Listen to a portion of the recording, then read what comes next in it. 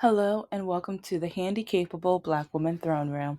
My view of humanity is a whole new tea. Okay. This is probably going to be a random, like, blah, blah, blah, blah, blah. You know how my YouTube channel is as messy as my life.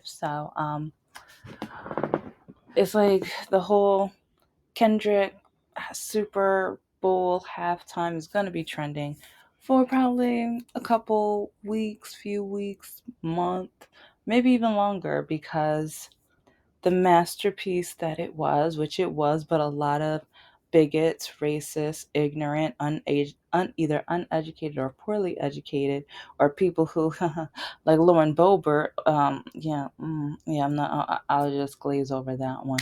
But yeah, a lot of the people who are similar to Lauren Boebert, in my opinion, are the ones that are spouting out that it was racist because there were no white people. But then, whenever a black person is hired for a position, they say they only got hired because of DEI. They say they don't want diversity, equity, and inclusion, but all of a sudden they see all African Americans, then they have an issue. When literally, like, and even the formation of all blacks, kind of even like, if you don't know your history, African American history is American history. And there's so many pieces of, like, some things that might have not even been on purpose, but just seeing how it was all African American, like, while thinking, while tearing things apart to analyze, it made me remember different parts of our history that came about and stuff like that, either forced or because the no good Ku Klux Klan came and burned down and terrorized and hurt many of people. And then within the last 5 to 10 years, the people who are still alive that went through the Tulsa, like, massacre and things like that, they were trying to get, some kind of reparation, some kind of money, some kind of something, because it that was a nightmare. And they're still alive that had to go through that torture. But then one of the orange guy's judges, yeah, the orange guy hired this judge or whatever. And so he, out of all judges, it had to be one of them that took this case, and he denied everything. He was just like, no, no. And who, the racist, no good bigots in this country. And if it only hurts if I'm talking about you, if it doesn't hurt, that means I'm not talking about you. So you know who you are, but how you feel when I say those words. Okay? Okay.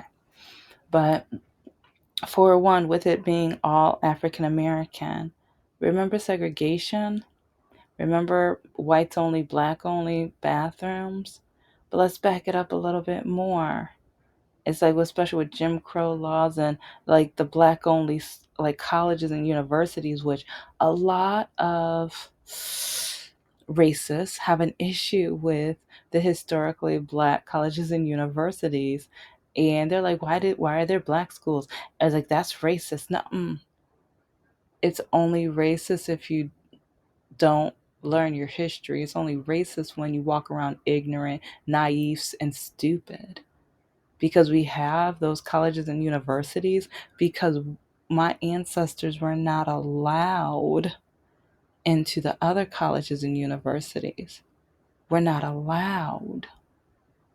So some of these people have some kind of, their brain cells don't work that well, or they can only fit so much brainwashing and ignorance into their, it's like, it's basically beer and very, very little information that is needed, and racism. That's all they can fit into their head. And it's majority beer, and then, well, no, with some it's majority racism. It depends on the person, it depends on how they were brought up. But anyway, let's rewind a little bit more within the history. It's like when he said 40 acres and a mule. Ooh, everybody blowing up with that one. And it, I talk about Mr. No Heart a lot, but if you've been listening to the videos, you already know where I'm going. You already know the argument that I had with him, how I walked out of the room when he started bragging. He was literally bragging that at his school in Lake City, Michigan, he never had to bother with African American Month, and he never had to learn any African American history. And he was smiling and gloating about this. And then when I walked out the room, because at first I did ask, "You're proud of this?" And he's like, he's all in his video gaming chair, like kind of doing all this, look like this giddy little move or whatever. Like, yeah, I'm so proud. I'm stupid and ignorant. It's like, dummy, like, you're proud of that. Like, you say you're a Democrat and everything like that, but the more I hear from your racist, no good mother, in my opinion, and your racist, no good family members, in my opinion, and then your ex wife, who literally, the first time Trump got voted in, said she was now going to buy me as a slave and whip me until I die, literally making your oldest daughter cry for hours. She was having basically a panic attack. I had to calm her. Like, I had to drive from my house to your house to calm her down. So it's crazy how so many people are so proud to not know our history, but then they watch something where our history is included, and then they look, sound, and love or remain dumb. And some people love being dumb because they do not want to welcome diversity. They love their ignorance. They love their racist thought process. They love how they are just conceited, no good, bigoted, evil people. They love it. They love going on social media, like just typing, "I'm such a racist," without saying I'm such a racist. But let's go back a little bit, because with the Tulsa massacre and the Black Wall Street and the crocodiles or alligators having enslaved babies as bait. Literally, the slave owners yanking the babies out of their hands so that they could catch. Like they would want the babies to cry to attract their attention. And then the raping of women. But then once slaves were freed, they were supposed to be given the 40 acres and a mule until an assassination of a certain president. Someone who, now the orange guy keeps saying he's better than, oh, ooh, anyway, anyway. Then the country has a new president that is friends with the KKK. Something else the orange guy has in common. See, oh my gosh. Yeah, they have a lot in common.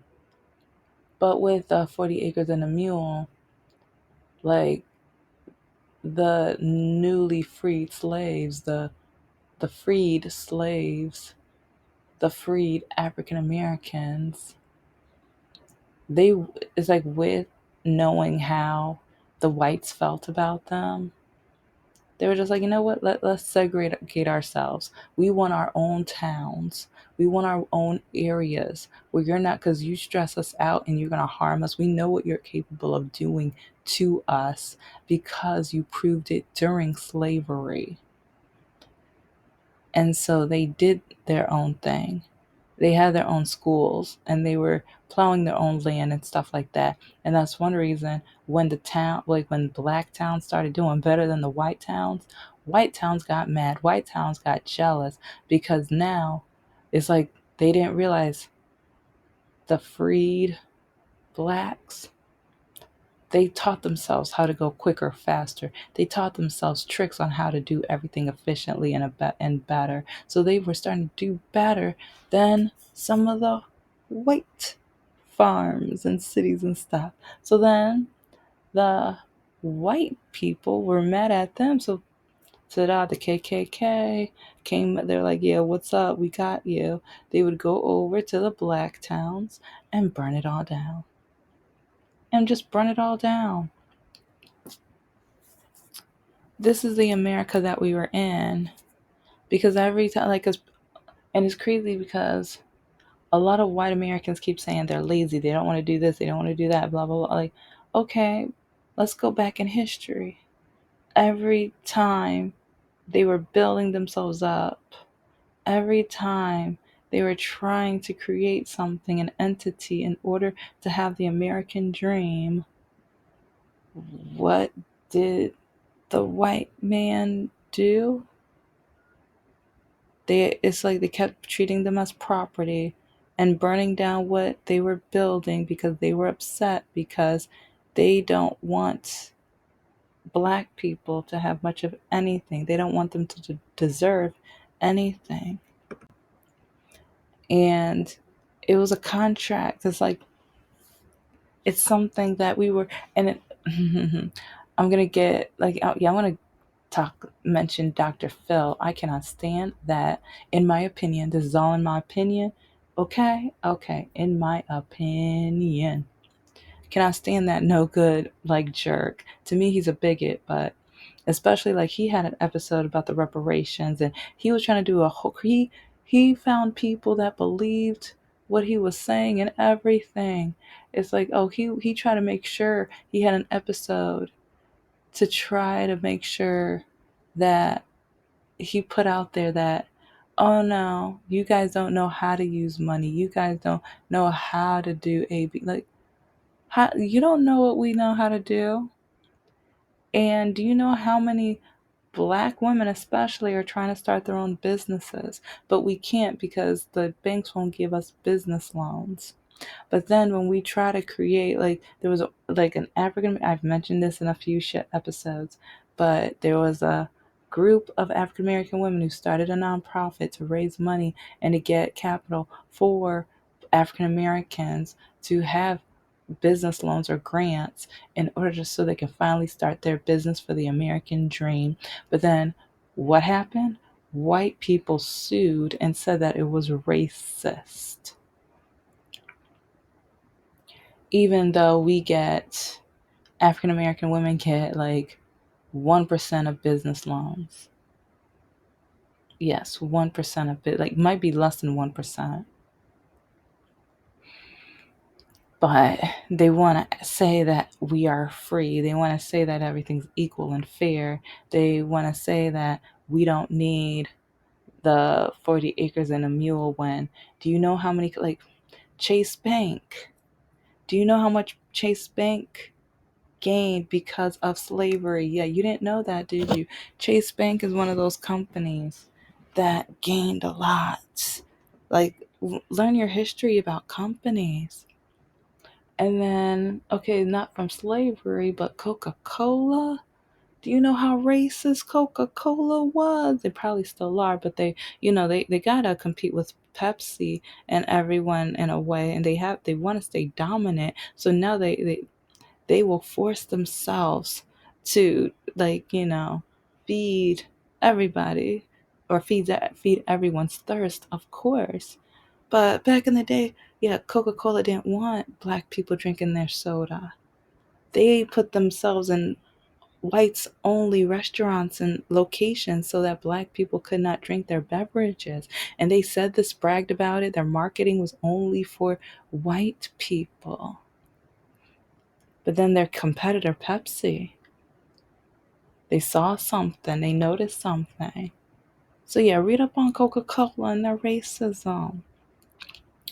And then even the Cadillac saved the day for a lot of black people, especially during the Great Depression. Learn about, like, because I might do, like, I keep saying, like, there's too many episodes. So you know what? I'm going to say teach yourselves. So if one day I cover this stuff because they're trying to denounce African American month, which I know is going to be another episode I do, because again, a lot of the same people that are upset about the halftime show are happy and jumping up and down for taking away African American month. They're proud and happy of taking away African American month and Pride month and Asian American history month. Like, oh no, it's like, no, I don't. I think so. Like, there were, the funny thing is, there were some people of color, because black people, we like, when we know how African American month started, because we already know every month is a different diversity type month. Because even like Middle Eastern or Arabic, yeah, their month is March. It's like it's the middle of March into April because it coincides with their holiday, or the like their um yeah, one of their big holidays and everything like that. Um so yeah, and I know Italian American month, I think is September. French, I forgot when French American month is. I used to know all of them because with my students, I would teach on all of the months. But one reason why African American month is celebrated so highly is because of Black Panthers and our ancestors and the walk, like the freedom walks and everything like that, because us they wanted African Americans and they wanted us as a nation to learn the horrible nightmare that a lot of us had either had to or have to go through. And I think this is one reason why, like, a lot of Generation Z are ignorant, because there's a lot of Generation Z who says that no one is living this day that went through segregation and desegregation. But when I like, then I ask, oh, are your grandparents still alive? And they look at me funny. And I'm like, if my parents are still alive and your grandparents are still alive, th- that means, mm, yeah. And I don't know, it's just kind of crazy because they just show their ignorance. They're not like, and but at the same time, we have to blame some of the teachers because, like I said, I do my part. I teach, like, I was teaching about sit-ins and things like that, but then I was also teaching international history as well, especially like even with feet binding, because I did a segment on beauty and the expectations of beauty. And so all around the world, I taught on different things that if they especially entrapped women to do in order to be beautiful for men. And then at the end of it, I took it back to America and showed them, see, it's like, it's America too, look. So, but we have so many, like, and I know I keep repeating, we have so many bigoted, awful, racist, just poorly educated people, but it's just, I knew it was pretty bad, especially when I get called a slave and I get called the N word and I get called like any and every derogatory name. And I might put those screenshots on here, but I mean, I've already put, like, I have so many more, but I don't, ugh. It's a lot of work, and especially for my mental health, like going through the messages, I get so much hate. And I get hate because of my standards, but I only have my standards because when I didn't have my standards, men would try to degrade me, men would try to lower me. Men like hate, like I've told you several times. There's like quite a few men would tell me what kind, especially black men, especially black men, what kind of man would want a smart woman? What kind of man would want a woman who starts her own business? That is like, I've had some men even tell me, That means I won't have the control I need. That means I will have a harder time being the head of household. That means she will not follow my rules. And you know what? Yeah. So sometimes when people blame me for not being married, I'm happy now. I used to feel guilty and bad and everything because as a Christian woman, I am supposed to be married and I'm supposed to have his kids and I'm supposed to be submissive and I'm not that kind of woman. It's like, as like, and for years, I was trying to at least, I knew I was never going to get married. I mean, I still, like, there was a time where I still wanted to at least try to get married. But then, especially with my undiagnosed disability, I realized I was never going to get married. So I settled with Mr. No Heart. But then dating him, I was just like, why am I dating an ignorant, poorly educated fool who he'll throw out a racist joke sometimes, but then he was like, I can't be racist, I'm dating you. And then his mom would say, the only reason you got into college is because you're black. But then she's like, I can't be racist. I dated a black man. Guess what? Slave masters had black kids too. Mm-hmm. Yeah, I learned that about your history too. But just with the whole 40 acres and a mule, a lot of people are getting on my nerves because either they're acting like that's brand new, or some people are saying that it's made up or it's not true. And or some even like some idiotic Christian people. Well, if God would have wanted you to have it, then he would have given it to you. Even though America turned around and gave a lot of it to the slave owners because the slave owners were like, we don't have anyone to work our farms anymore. And yeah, we don't want to do the work. We need help. We need to hire and yeah, that garbage.